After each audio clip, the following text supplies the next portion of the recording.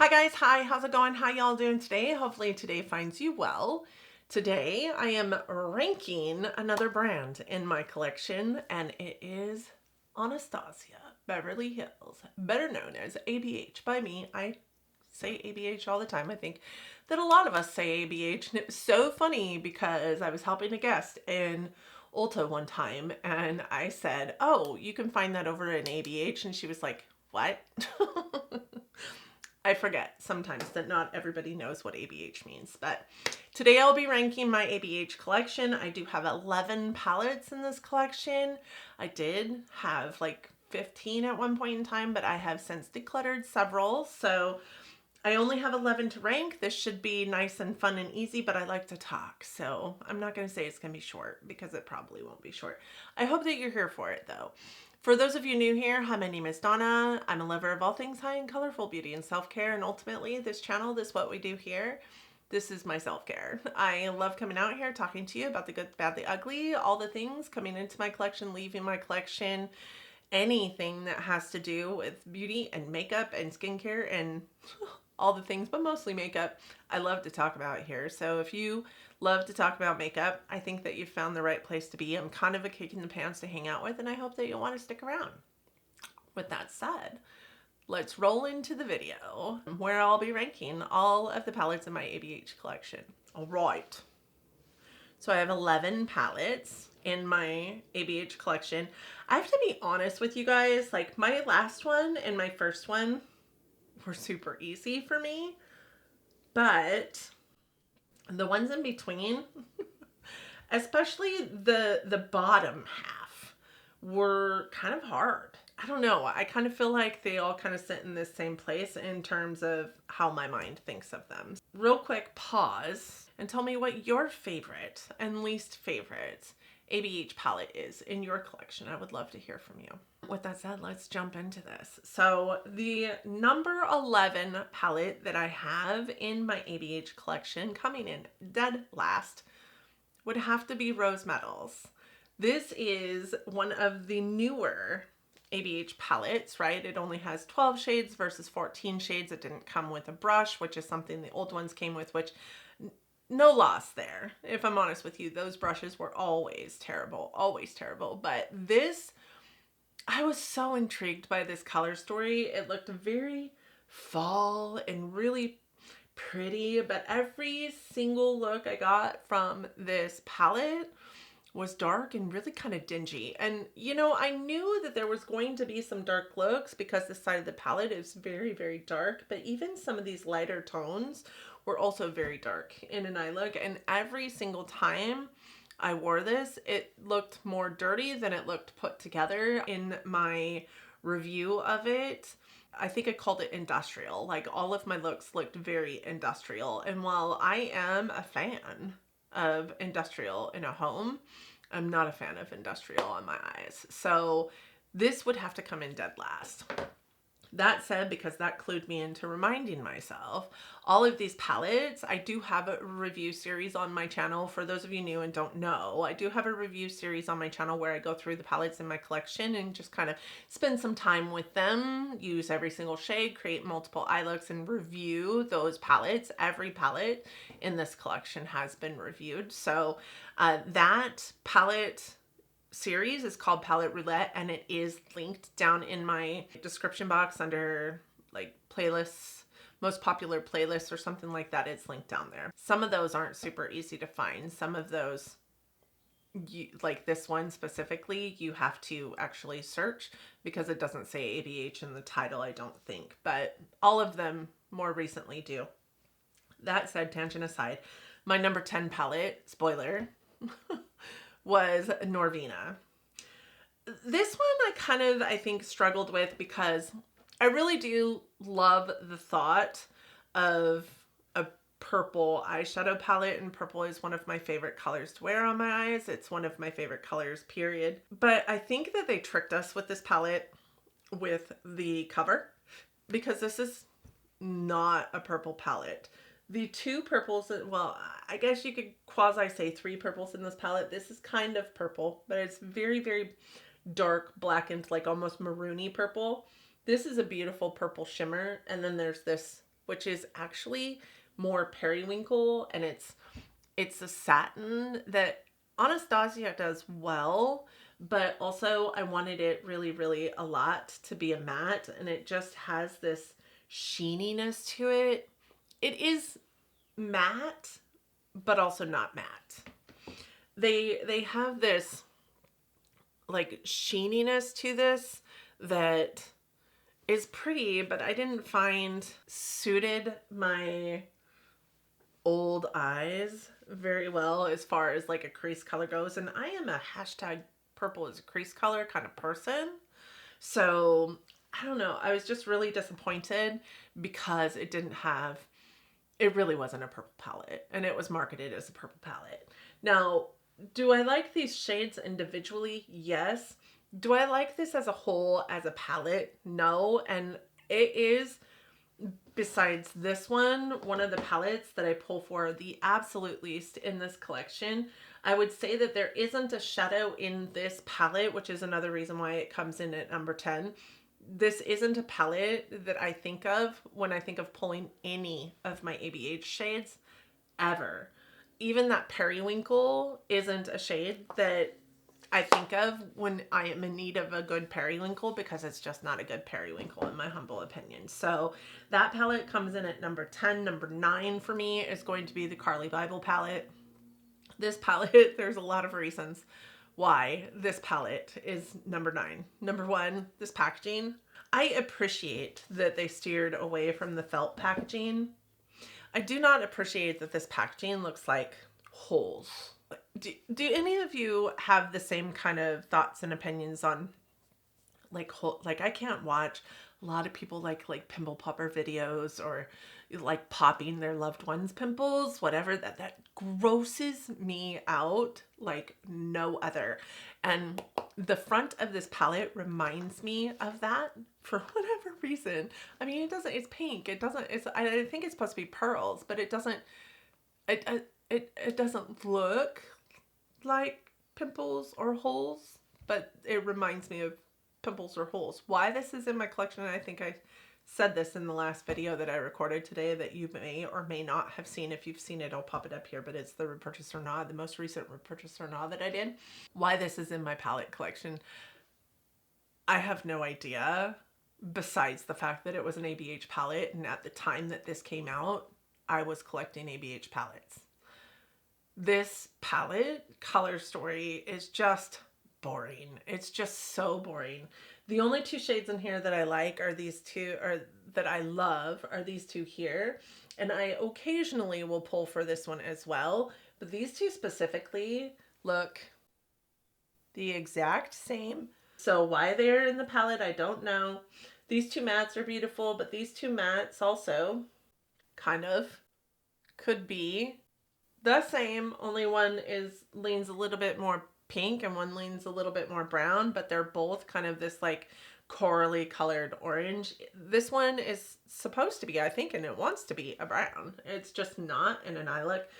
I think that it has some prettiness to it up here on this top row, but this bottom row is just ho-hum. This could have been a quad and been perfectly amazing. And the fact that they were able to put 14 eyeshadows into this shadow palette astounds me, because none of these is awesome. These aren't fantastic shades.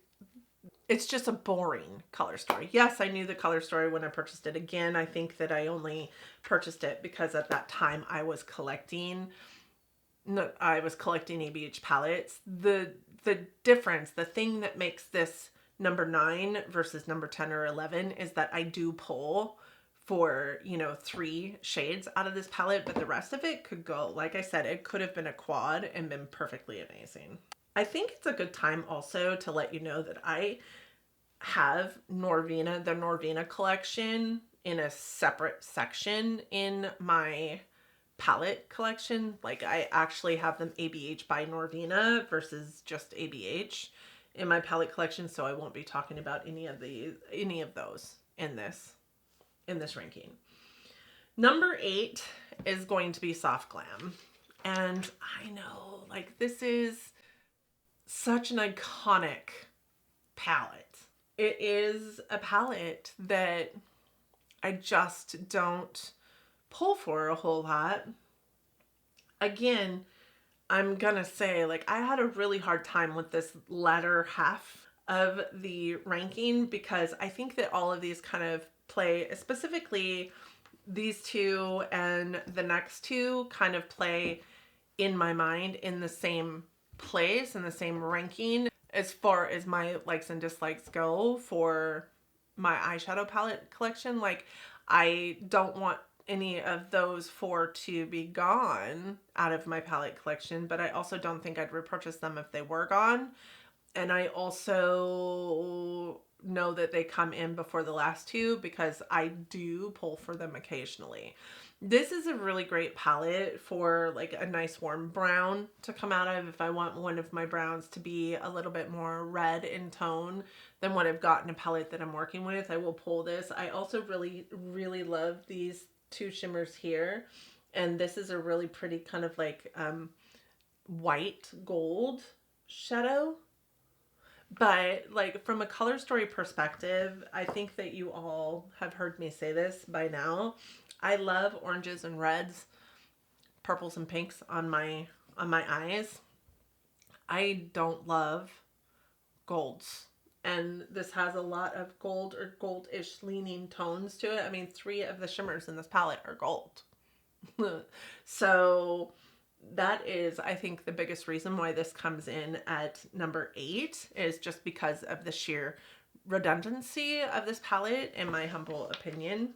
I do really love these 3 shades right here, though. This brown is a really beautiful brown. This black is a great black. This red is a really great, like, kind of like, what is that? Like a burnt red. It's called mulberry, so kind of like a burgundy, I guess.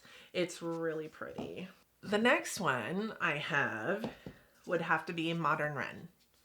So I can't put Soft Glam at number 8 and not have like Modern Ren right somewhere close to it, because I kind of feel the same way about it as I do Soft Glam. It's just kind of a ho-hum color story. I think this is a brown color story with a pop of pink, a couple pops of pink, has some orange in it, has some warmth in it.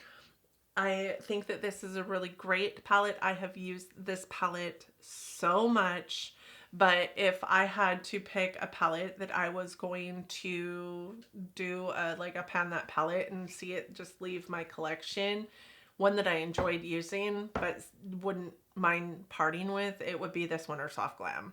Probably Soft Glam more, but this one has seen more use, so maybe this one, right? There's nothing wrong with this palette, and I do pull for many, many shades from here. Love Letter is a really beautiful color.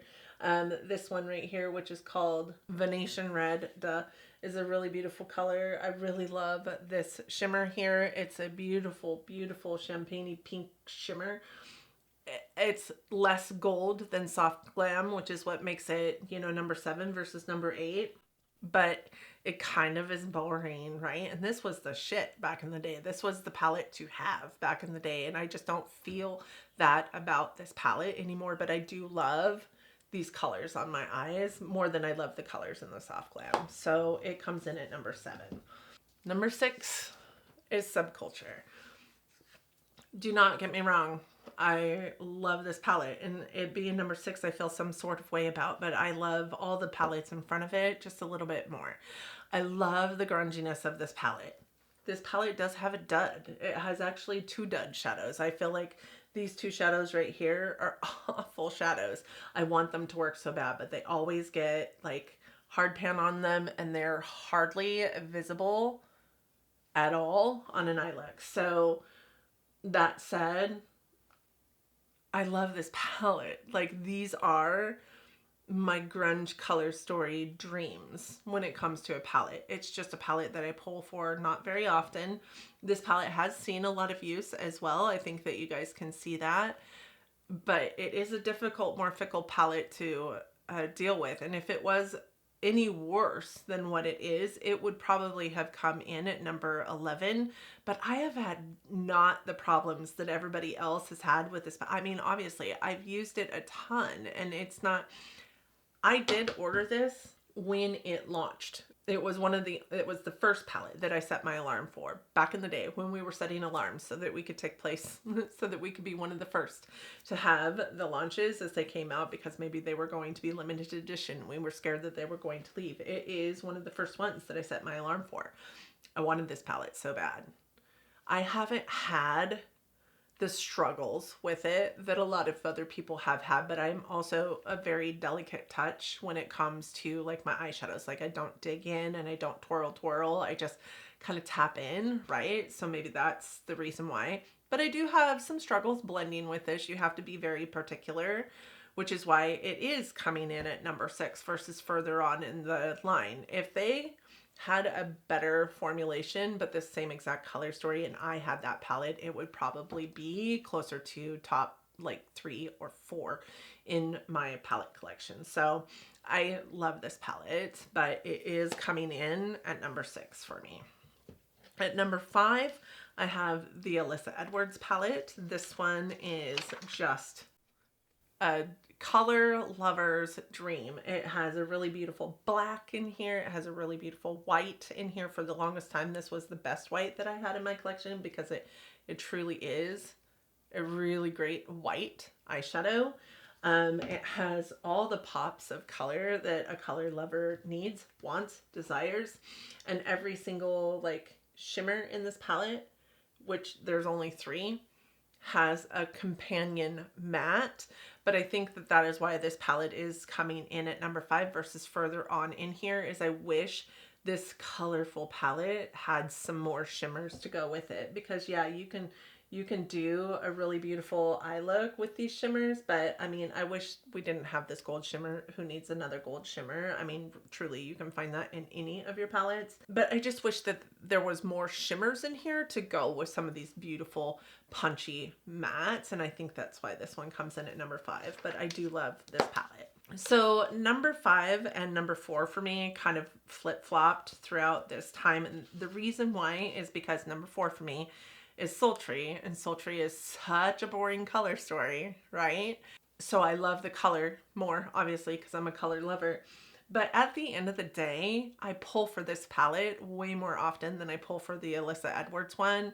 It is such a beautiful, cool tone color story. It also has a really beautiful black in it, has this beautiful punchy like coral in it, and all these beautiful shimmers. This is probably one of the best like silvers, like straight up silvers that I have in my collection. And the golds that are in here are more bronzy and lean a little bit more green than they do gold. So I really do love this palette. And as much as it maybe doesn't look used and abused, it is a palette that I pull for quite often, for an inner corner, for the silver, for, you know, a brown, a nice cool tone brown. Even this gray and this black I've pulled for before in this palette. It's just a palette that I see myself using more than the Alyssa Edwards one, which is why it comes in before the Alyssa Edwards one, even though the color story is just so boring. So says me. I'm getting like little glitters all over my shirt. So these top 3, I love these palettes so much.